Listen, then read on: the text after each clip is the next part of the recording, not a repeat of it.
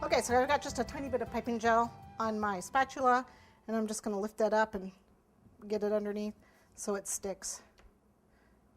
I'm just putting it right onto the fondant, right against the fondant like so, and then pressing it down here so it'll stick. Again, you got to be careful. You don't want to, ruin the top here.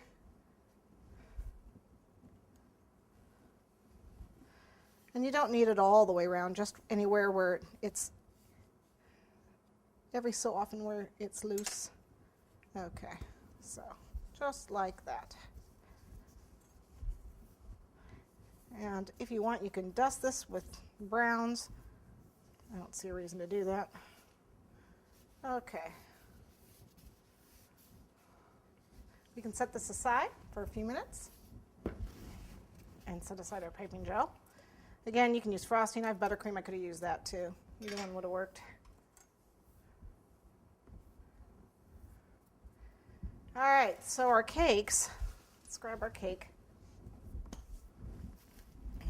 These have been chilled. Actually, they're probably a little frozen. I froze them for about a half hour or an hour or so. I can't remember. I think they were in there about an hour, maybe more. And I've got some regular buttercream frosting here. Now, if you're going to fill these, you need to put a big dam of frosting around this to fill it. Do not use like a pudding filling.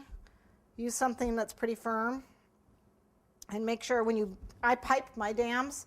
So if you're going to pipe a dam, I use the coupler to pipe the dam. Make sure your buttercream is very firm. I'm just filling it with buttercream. That's why I'm doing this. But if you're going to put a filling in, pipe it with a nice stiff buttercream. Pipe a dam. Okay? Because you don't want it sliding around. This is a tall cake. Each of these cakes is 2 inches high, so this is going to be a 6-inch high cake. Now, normally, a 6-inch cake, I do not dowel. Anything, I can do three 2-inch layers, and I don't worry about doweling it, unless you've got a cake that's not very firm, a very soft cake. Okay.